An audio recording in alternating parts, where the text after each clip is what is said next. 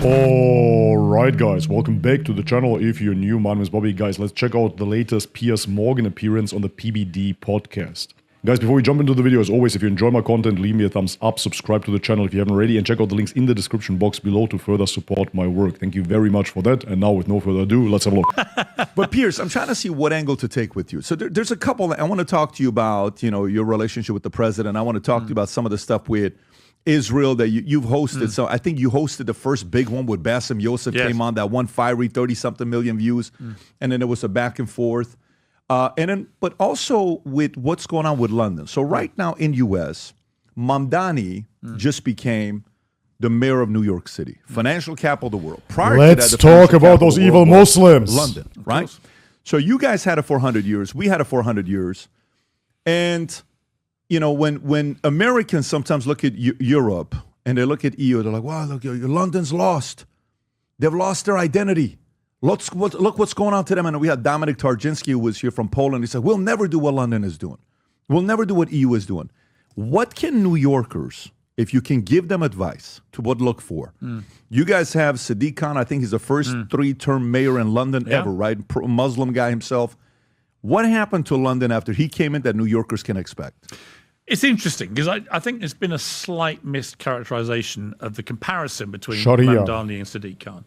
Everybody's paying jizya now. Sadiq Khan is very much a establishment Labour figure in the UK. He's not a progressive woke left guy on many issues.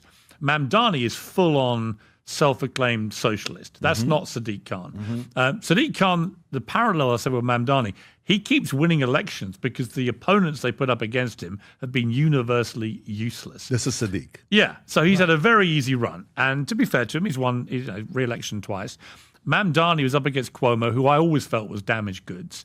I felt if you're going to put a moderate up against him who actually was new and fresh and interesting, he probably could have done better, or she could have done better. So Mamdani had a bit of a clean run against a damaged guy, I felt.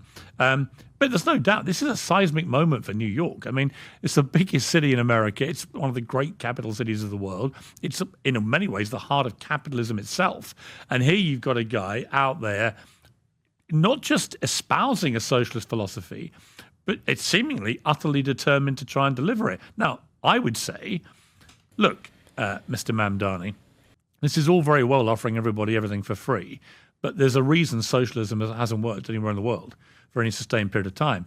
At some point, somebody has to pay for this. So who's going to pay for all this? Exactly. And the answer will be... Quick interjection here. Piers Morgan is like a leaf in the wind anyways. One day he's pro-Israel, the other day he's pro-Palestine. It is all over the place. So therefore, I'm not taking him as a reputable source. However, I like what he is doing here. Because Patrick Bet-David, at this point, he's an open enemy to Islam. He's absolutely against Islam. He cannot wait to jump on the issue and speak about those Muslims. But Piers Morgan here is doing something very smart. He's not talking about the two mayors as Muslims, because that's not really what they're representing. But one is more conservative and the other guy is a socialist. So yes, in terms of politics, this is what we should talk about.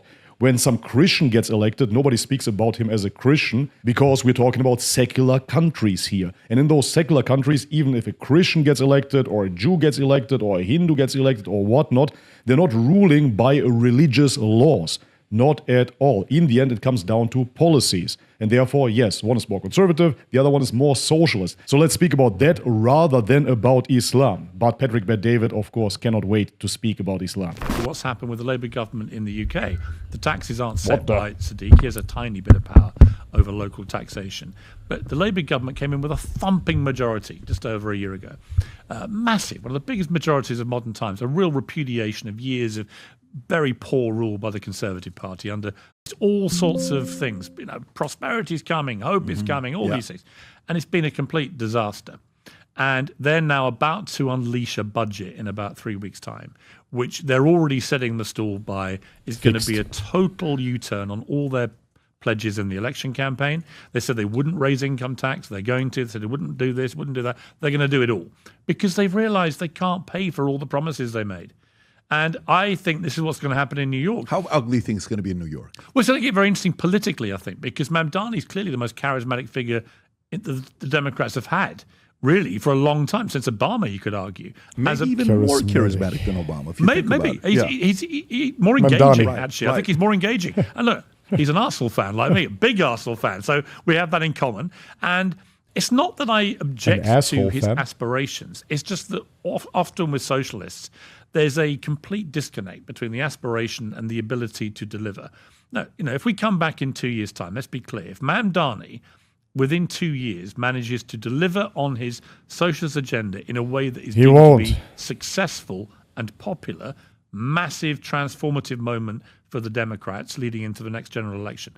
I don't think he can. I think the opposite will happen. I think he'll either, like a lot of these guys, no free stuff, bro. It won't pivot work. more to the center ground, or he will try and force through these socialist policies. It won't work, and he will become the stick to beat the Democrats with leading into the next general election. So there's massively high stakes here because the Democrats have nobody else who has any real charisma. Nobody. And in fact, the most charismatic people on the left in America right now, you could argue, are Mandani, AOC, and Bernie Sanders. So you've got a bunch of socialists dominating the news cycle for them. Yeah, and what do you do with that, right, when you're seeing that part taking place? Because, on the other side, Nancy Pelosi stepping down, Newsom, you hear that voice coming up, and you're an interesting place because you do business in New York, you have a property, I believe, in L.A., you're in London, you're going back and forth, so you kind of are able to compare all those different climates. But going back to UK, London. So we see the videos. We see Tommy Robinson. I have Tommy Robinson. Let's not talk about socialism, right? Who cares about socialism? Let's not really talk about politics. Let's go back to London. And now let's talk about Tommy Robinson. Let's talk about the issue of Islam. Yeah. Set of back That's and forth. the problem. And I've followed it over the years of what's happened. Come on. What do you think about what Tommy says? Not his background, not any of the criminal stuff, not any of that stuff that maybe you guys have issues with. I'm not trying to do the personal stuff. What do you think? Let's not talk about him at all. That would be an ad hominem, of course. Let's not talk about his ties to Israel. Let's ignore all of that and simply talk about the problems with Islam yet again. What Tommy cannot has wait. shown when he's Jittering. going in the streets, having 100,000 people showing up. A lot of people in London finally are coming out saying the Overton window of immigration, not even people in London, the story came out last week, they're even more aggressively Patrick, you're an immigrant. Anti-immigration than From an America. Arab They're country. like, we don't want any more of this. For you, somebody who is from there, what have you noticed the changes I'm going to get a in seizure. London since Muslims started entering decades ago? Well, I think It's the Muslims again, man. He couldn't wait. the problem has Let's been go. massively exaggerated. However, there is a rising problem. That's how I would categorize it myself. Tommy Robinson resonates with people because of two things, I think. Low IQ, One, first and he foremost. was absolutely right about the grooming gang scandal in the north of England. It was a horrendous scandal involving almost exclusively British Pakistani men abusing young white English girls. That was the scandal. And it was going on for years. It was horrific. These girls were being appallingly abused by a particular section of the community. But nobody dared say what that community was because they were trapped in woke ideology that you can't name a criminal that Fair doesn't enough. suit the... Listen, I don't know enough about the grooming gang issue. However, if it really happened that way, deport them all. Very, very simple. If you go into Arab countries, be it Saudi, be it the Emirates, etc., if a particular ethnic group, no matter if they're Christian or Muslim, misbehaves, they all get banned. Their passports get revoked. They get travel bans, etc. So this is just common sense. If you have an ethnic group that is really out of proportion misbehaving in your country, simply kick them out and ban them. I agree with So this. Tommy Robinson was one of those people that early on began calling this out, and he was right to do so, and he deserves credit for doing it. Mainstream media weren't completely oblivious. One guy on the Times actually exposed it originally and kept banging that drum. But many people in the establishment in the UK conspired to cover it up. They didn't want this. They thought it would be too much of a powder keg to say what actually happened, which is this was British Pakistani men abusing white English girls. That was it. And they should have been clear with what was going on. So Tommy Robinson deserves credit for that. Let's not get into his background. I have my issues about it. I have my issues about some of the sanitization of who he is when he comes on American shows, because he tends to, I think, be very disingenuous. But park all that. Why is he also gathering momentum now with his marches, which used to be, really a bunch of thugs running around, attacking police and so on. But it's morphed into a much bigger number of people. Many of them are completely peaceful. Many of them share his concerns about immigration failures, in terms of policy failures in the country for decades now. And again, on that specific, he's right. And the reason he's right is you can go back to really, it's interesting that I think the way this has played out. Tony Blair in the early 2000s opened the floodgates on immigration, but to Eastern Europe. And so we suddenly had a massive influx of people from Eastern Europe into the UK. And this was deemed to be a good thing. And then it became a thing that was slightly out of control. And then generally, immigration seemed to spiral out of control, both legal and illegal. We started getting this problem on the boats coming over from France. It's now up to 50, 60,000 people a year are coming in illegally on these small boats. No one appears to have any idea how to stop this happening. But I think more damagingly, 2 years ago, we had a net migration in the UK of legal migration of nearly 1 million people. Now, to put it in context, we only have just under 70 million people in the UK. You bring in 1 million people a year legally and add them to the already creaking infrastructure. We have our much vaunted national health system, the NHS, was designed in the 50s for a population of 50 million. We now have a population of nearly 70 million. So comparative to America, we're a fifth of the size, but in comparison to where we were in the 50s, we are massively bigger population. The strain on all of our infrastructure, all our public services, has been getting worse and worse and worse in direct correlation to the size of our population. Sure, and common sense. That is what's been fueling a lot of the anger. A lot of people at the... I would absolutely agree with this. Stop immigration. You definitely have an issue economically, socio-politically, etc., etc. So right now, yes, the UK should stop immigration altogether. I agree with this. Pandemic, add the cost of living crisis. So add years of really tough times for a lot of people. And so should other Western countries as well. Particularly working class people in Britain. And they see a lot of people coming in either illegally or with the blessing of the state, with many dependents. And they see with the illegal migrants coming over on the southern border, they get put in 3-4-star hotels. They get treated way better than the way that many people are living their lives who are in the country illegally already. And it causes a lot of resentment. Then you add inevitably, when you get these kind of numbers coming in, that you're going to get migrants committing crimes. And when they do, this becomes a hugely inflammatory thing. So again, on that... Inevitably, depends on which demographic you import, of course. Aspect of it all, Robinson is correct. So if you look at this number, this is estimated Muslim population in UK by percentage from 83 till today. I'm sure you've seen this. 500,000 in 83, 1%.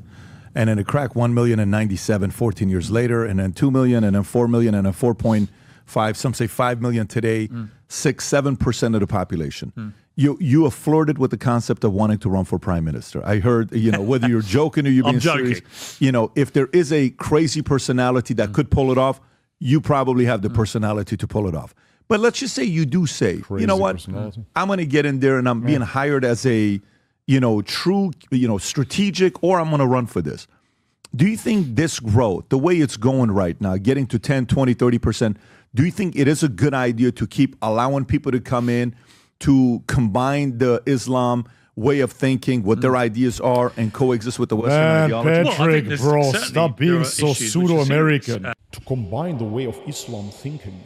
To be considered. For example, it's been reported there are as many as potentially 85 unofficial Sharia courts in the UK now, which are not operating under UK law. They're operating in their own law for their own communities. That clearly is not a good thing in a country like the UK. I would say, look, we have a very high Muslim population now, comparative percentage-wise to the United States. In fact, I think we're not far off in terms of total numbers to the whole of America.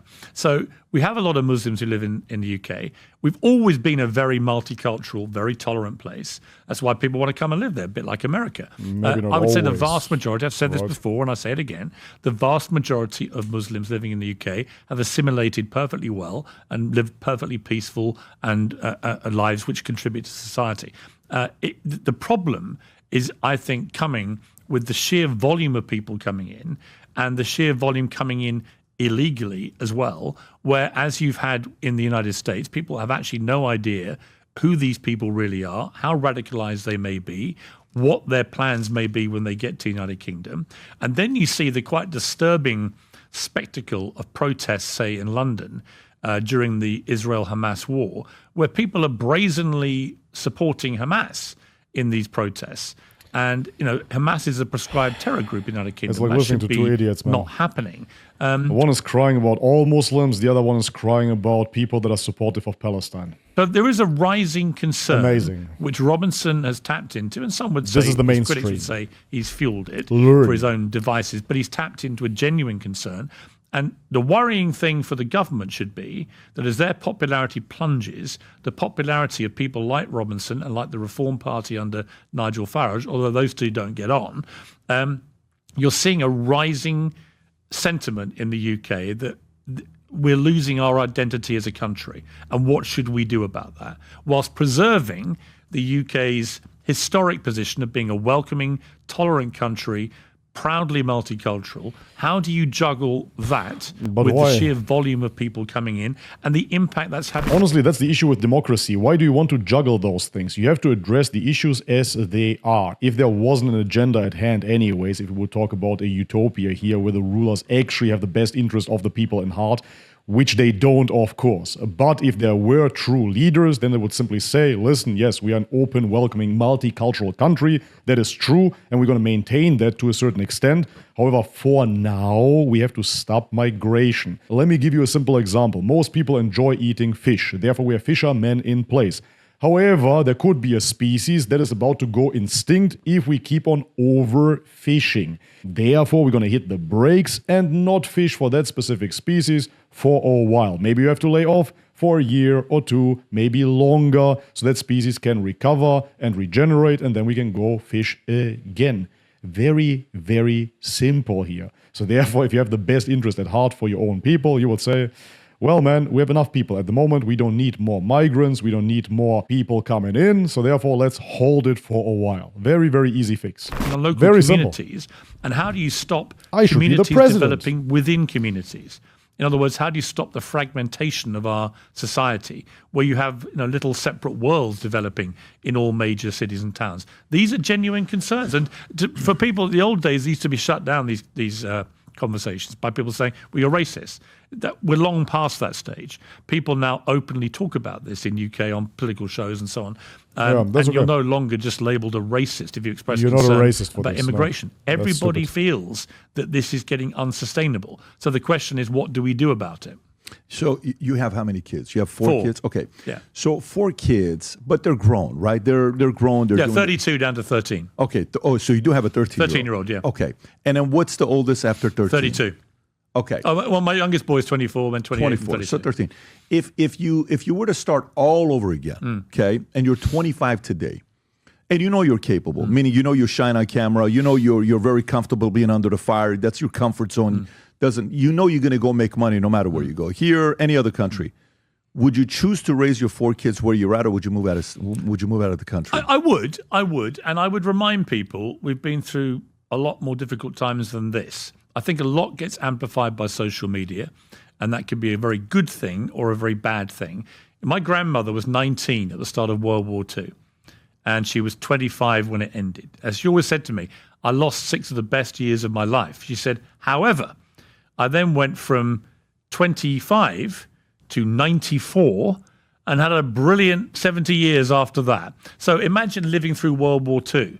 Imagine the kind of conversations you and I would have been having about that, about the impending threat of Nazi domination, of Nazis taking over the UK. We face bigger challenges. Okay, there's definitely something that I cannot talk about on YouTube, but if you look into the history and the conflict between Germany and the UK, Germany didn't have any interest of taking over the UK. This is a challenge that's Ask yourself what Churchill wanted across to the do. whole of Europe. That's all I can say. The sweeping migration, much of it coming from countries that have been at war, whether it's Syria, Iraq, or wherever it may be. But you've had millions and millions and millions of people deposed from their homes or fleeing war-torn situations and sweeping across the continent of Europe and wanting a better life for their family, which I completely understand. But it has got unsustainable. And it's not just a problem for the UK, it's a problem for Germany, for France, for many of the Europe. Again, I absolutely agree with this when it comes down to refugees, be it Syria, be it the Ukraine. Once the war is over, those people can go back home safely, of course. Countries. They're all facing the same challenges. Should be temporary. Nobody at the moment, it seems to me, has a clear idea of what we do about this. Other than I look at somewhere like the United States, I look at the way Donald Trump just slammed the brakes on the southern border almost instantaneously and reduced the number of people coming in from 2.5 million a year to literally a couple of thousand a month. Right? And you look at that and you think, well, okay, you can control borders. You just have to have the determination to do it. I also think Trump has universal support in America when he says that anyone who's here illegally in the United States who then commits a crime outside of their immigration status should be deported. Where the flashpoint comes, and where it's an interesting thing as to whether other countries like the UK follow the Trump philosophy on this, is where you start deporting people who have been here for a number of years illegally, but who have been maybe working, paying taxes, contributing to society. How would they be paying taxes if they were there illegally in the first place? That is impossible. It doesn't work that way. Listen, I live in Thailand. I'm a German passport holder. However, my parents were migrants to Germany in the first place. So therefore, I found a glitch in the matrix, if you will. Right now, I'm in Thailand. I'm here legally.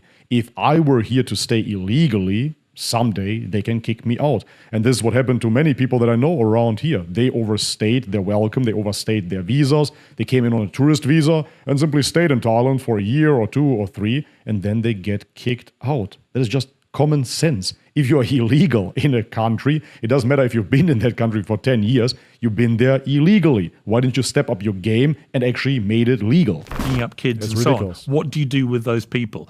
I understand that they want to create an atmosphere of you have to come in illegally, and if you don't, then you can't stay here.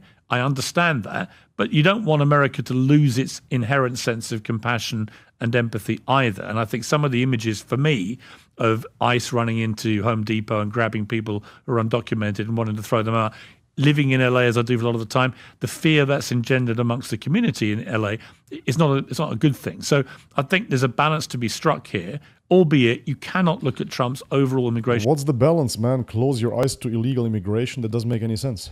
Policy and not why think be it's so been extremely compassionate? For effective what? so far. What's the point? And you've got to look at the hypocrisy of the left when they go after Trump.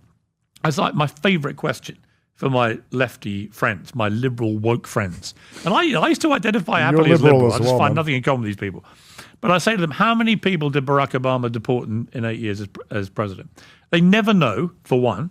They can tell exactly how many Trump has, but they never know how many Obama did. And then I tell them it's 3 million people. Just Google it. You can Google it. So A, they don't want to know. B, when they find out, they're completely shocked. C, I said he was known as deporter-in-chief in Mexico.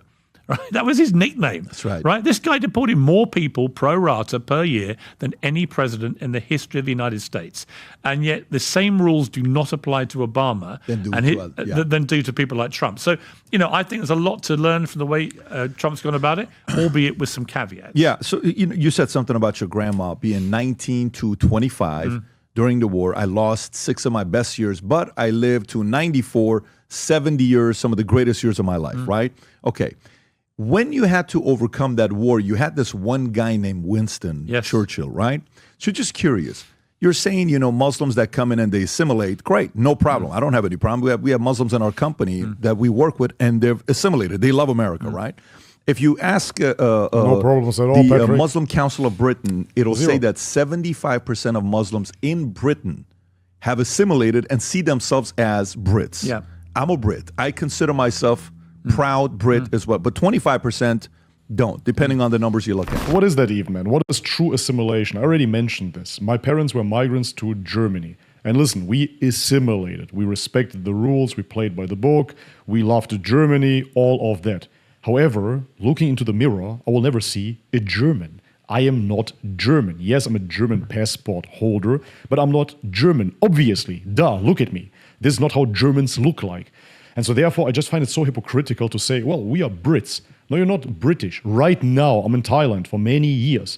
Let's assume I'm going to live my whole life here. My children go to school here. Am I Thai now? I am not Thai. I'm not a Thai person. This is just obvious. Let's assume Elon Musk makes it to Mars and he sets up a colony there. And then his children are born on Mars in that colony. Are they Martians now? No, of course not. They're still of European descent. That's just what it is. Biology, ethnicity is a reality. And therefore, assimilation, whatever, yes, being part of the system, loving the country, etc., you name it, that is fine. But to claim then that you are a Brit, that you are a German, that is just ludicrous. That is a leftist ideology as well. That is like the women nowadays saying they're men and vice versa. That doesn't make any sense. However, in America, yes, this makes sense because America is the new world. America is a country that has been founded on immigration, built on immigration. Totally different ballgame, a new made-up country on a new continent. First run by Europeans, then you had the Africans coming in, the Italians, etc., you name it. Completely different ballgame because American is not an ethnicity. If I would be in America, I could be a proud American as well, but I wouldn't be an ethnic American because there is no such thing and nobody is an ethnic American. I would be an American with the descendants from Eastern Europe. Fine, but you cannot play the same game in Europe. It simply doesn't work. Winston Churchill today. Would Winston Churchill be tolerant with the borders? Would he be like, yeah, it's okay, let him come in? No, Would he handle the threat? And think about how his wiring was. This is your world. Yeah. What do you think he would have done today? No, I think he'd have been tough. I think he'd have been very... In what way? Well, I think he'd have been very protective of our borders in a way that was very protective against the threat of Nazism to our way of life. I think that he would have understood inherently, I think, that actually having open borders, as Ronald Reagan said, right? The best line ever was the simplest one. If you have an open border, you don't have a country. Of course you don't. The very definition of a country is something that has a border. So the moment you allow your border to be completely open, you're just going to be a hostage to your own misfortune. And that's what we're seeing happening. You know, again, it's a big problem for the continent of Europe. It's not just a problem for the UK. The difference we have is twofold. One, we're an island, the United Kingdom, and secondly, we're detached from the European Union, not just geographically, but financially and every other way now through leaving the EU, through Brexit. So, you know, we haven't got a lot of friends in France, for example. They don't really that bothered about helping us with the small boats crisis because why should they help us at all given the pain we inflicted on them by leaving the EU? So there's a lot of that going on. But they've all got their own problems. I was in Paris recently and, you know, you could say, I think you could be fair to say Paris is a very different place when you walk around to what it was like 30 years ago. Sure. You know, I know. 100%. You know, my wife is half Parisian, was born and raised there. And so you see it changing. Now, I've got no problem. You know, America's the classic example of a country where every city you go to, you'll meet myriad people from myriad different countries, myriad different backgrounds, and so on. You know, and the United States is a great example of how this can work. But you have to have control of your borders, and you have to have a sensible, tough immigration policy. The irony for me is, when you try and become like I have, I'm a exceptional alien is my status on my visa status for the United States. I always laugh. They literally call you aliens. And my visa is pegged to my work, and I'm here as an... So, you know, I'm a little bit perturbed that I have to be called an alien, but the fact they call me an exceptional alien, I'll take it. Respect. Yeah, but the amount of paperwork and money you have to spend on getting through your visa immigration status each time I have to renew it is indicative of a country that does apply these rules. And the reason that people get so angry about those who circumnavigate the rules is a lot of them have had to do the same. And if you go through the proper process to go into a country legally or to set up your home there with your family, whatever it may be, obviously you're going to really resent people who wash up on a small boat, who might be criminals. You've no idea, because the UK government has no idea, by the way, who's on these boats, for example. You know, we found in one purge that 30% 1 year all came from Albania, which is not a war-torn country. It's a country in Eastern Europe, but there's a lot of gangs. And these were gang members coming into the UK, predominantly the major cities, to deal in things like drugs. So they did a deal with the Albanians, and it stopped that stone dead. But now we have people coming in from other countries. So there's what would Churchill have done? What do you think he would have done? I think what would he have done? Seriously, what do you think he would have done? Just think his profile. I certainly think right now he would have put the clamps down on more people coming in. Would he have except sent? in exceptional circumstances? Would he have sent anybody back from the 7% that came here? How would he have treated some of the criminals? How would he have treated some of the knives? Well, the stuff that's going on. So I would say he certainly wouldn't have just picked out the Muslim community. We have a lot of different communities. Like I said, the grooming gang scandal in America was very high profile and attracted a lot of heat, obviously. But we have a lot of different religions, nationalities living in the UK. I don't think he would have singled out Muslims I think what he would have taken a more pragmatic view and gone, we have too many people in this country now. There's too much pressure on our public services. Some people are going to have to leave. Who are those people? Well, anyone who commits a crime, who's come in here to this country legally but commits a crime, should be deported. I think most people feel that. And then you've got to stop the people coming in illegally. What is the most effective way of doing that? No one's had a good plan so far. The Conservative Party boasts about their Rwanda plan, but it was so ridiculous. It was like a tiny handful of people would have ever got on those planes to Rwanda. It was never going to work in the way they kept trying to promise it would. So what is the most effective way to do it? I actually think that if Trump was in charge, for example, he'd probably say to Emmanuel Macron, if you don't stop these boats leaving your shores, because it has to be done at the French end, then we're going to tariff you 1,000% on your wine and cheese coming into the UK. Right on. He would have taken a brutal move like Why that. are they not doing that right now? I don't know. I don't know why they're not sort of tougher on the French. You've got to do a deal with the French on this. You've got to say, look, sorry, you're letting all these people get on these boats. Once they're at All sea, the leaders are there's just a bunch of hardly pussies any at the way to moment. stop them. It is what and it then is once in they the wash West. up on our shore, they are legally allowed to remain as potential asylum seekers. Is it fear? Is it something you guys need from them? Is it something? Is it a history of Do you know kind what of it let is, them? Patrick? It's tough leadership. It is something that you cannot mention here. It is something that maybe somebody is benefiting of mass migration to Europe. Could be. You know, Churchill Maybe. was a very flawed character in many ways. You know, he was a big smoker, big drinker. You know, he said some pretty ugly things over the years about people, all of these things. But he was also brilliantly talented, an amazing writer, a painter, a musician, also, you know, incredibly complex, talented, brilliant man. But when it came to our biggest ever challenge of facing the threat of Nazism, he was the one who stood up and convinced the British public we can beat these people when nobody else thought we could. And for that alone, he's my greatest ever Briton. Albeit, Oh like my all God, my man, great I Britons. really have to bite my tongue again. We are on very, very thin ice here. As I said already, you cannot really talk about anything. And therefore, all I'm going to say here is, dear YouTube team, this is not my opinion. Simply look it up. You can see it on Google for yourself. There was no direct threat of Nazism for the UK. It was not there. The term Nazism didn't even exist during that time. It was National Socialism. So yes, Germany was run under National Socialism, but there was no imposing National Socialism on any other country. This is not what it was about. It was not an expansion at all. Yes, Germany was run under National Socialists. That is true, but this rule was not imposed on the UK, etc., etc. And this is all I'm going to say here yet again. This is a problem. We've got to get back to attracting the best of the best to want to come in to run the country. Would you be okay with a Muslim prime minister of UK? Yeah, You'd be okay. That wouldn't do anything. absolutely. Yeah. So that's your concern isn't that at all? No, not at all. No, Finally, I we're talking don't want about to Islam radicalize again. Muslim running the country. I don't want to radicalize anything running the country.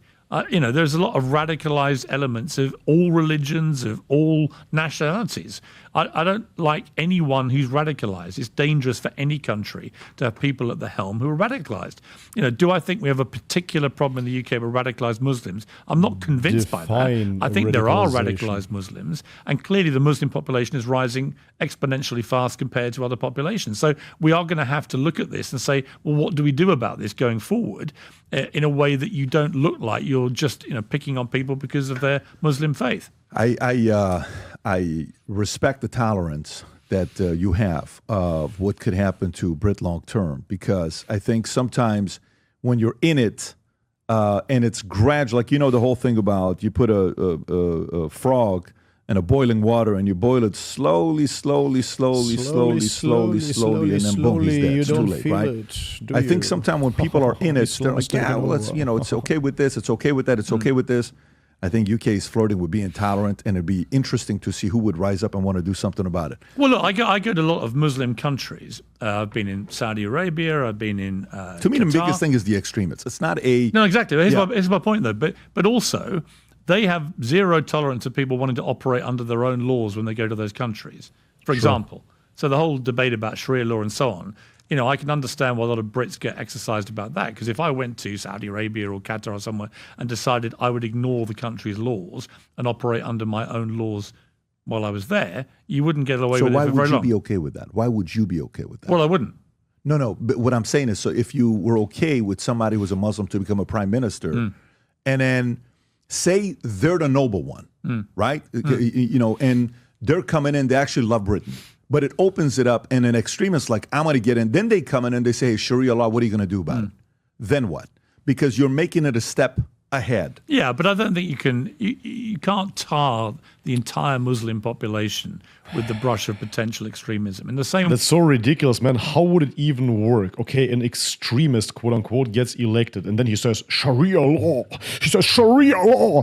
And then he is going to take over everything, right? How would that be implemented? Tell me about it, really, Patrick. In a democracy that you still have, how is one person rising to power and now all of a sudden it becomes a dictatorship in the UK with the minority population? Please explain how that would look like.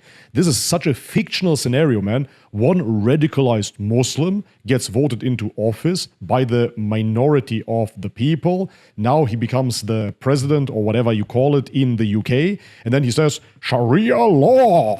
way that you get Christian How? extremists in What the America hell? who've committed appalling atrocities. I don't assume that every Christian, I'm a Christian, I don't assume every Christian in America is a Are you? potential extremist. I just think it's, there's got to be a more... Comparing the two? You're comparing the two? No, I'm just saying extremism is That's, extremism. yeah. Isn't Yeah. it? Isn't it? It is. Well, it's the same, isn't it? It is. No, I think extremism is extremism. To me, that's not the part of it. But when you look at the percentage of who is, like, for example, in America, He really hates Islam. if I don't He care hates what part of the world you're in. When Japanese came to the World Cup, do you remember the story about the Japanese when they went to the World Cup? What were they doing afterwards at the end of the game? They were cleaning up the arena. Everybody's like, what are they doing here? That's what we do in Japan. So would I want 1,000 Japanese neighbors? Yes. Would I want 10,000 Japanese neighbors? I don't care what religion they are. I don't care what God they believe in. They are their own people. They raise kids. They go and work. They don't hate America. They don't get up there and, commit terrorist crimes. You don't hear stories like that from them. They just go and do their part, right? But I would argue this back. Right? So I went to the Qatar World Cup, for example, for a week. How about Pearl Felt Harbor? completely safe. There was no hooliganism whatsoever. But that's not the Japanese were causing a lot of trouble worldwide. Just look into the history of Japanese back in the day. Just because they're calm right now doesn't mean they always have been. same as Well, the extremists. such a These are bad two example. different- No, I agree. But again, I think there's extremists everywhere attached to all different groups. And I would say, Harakiri! that, I like the way the Middle East has been opening up in the last decade. I think it's exciting, it's dynamic. I just interviewed Cristiano Ronaldo in Riyadh at his home there. One thing he said, it just feels really safe. And it feels like it's opening up in a way that's good for families and everything else. And I think that's great. And I think we should be encouraging countries like that to continue the evolution that they're on. Without sort of, I don't like the tinge of you're all potential extremists until you prove otherwise. No, because I think it's unfair to a whole. I mean, how many That's what he Muslims are in says. in the- Yes, absolutely, man. Piers Morgan is correct here. This is what Patrick Bet-David implies. Oh, but what if a Muslim mayor? What if a Muslim? Or what if a Muslim, I should say, of course. What if a Muslim? Whatever. That's what he says. Every time a Muslim gets into office, it's an issue. Why is it an issue? Tell me. 1.4 billion. What will happen? Are Exactly. we really suggesting that 1.4 billion Muslims are all potential extremists? Because I don't get that sense of the Muslims I know in not at London. all, not I at walk all, down my because- high street in London. There are Muslims running all sorts of different businesses. Okay. And honestly, they're not extremists. Exactly right. If Islam truly was this violent, vicious ideology, they want to kill the infidels. This is what Islam is. Man, with so many billions of Muslims around the world, this world would be in World War III a long time ago if this was truly the ideology of Islam. Not even all the Muslims would have to hold this violent, vicious belief. Let's say 10% of the Muslim population, maybe even 5% of the Muslim population would really have that violent, vicious belief system. This world would be in war a long time ago, but it's not happening. Ask yourself, why, Patrick?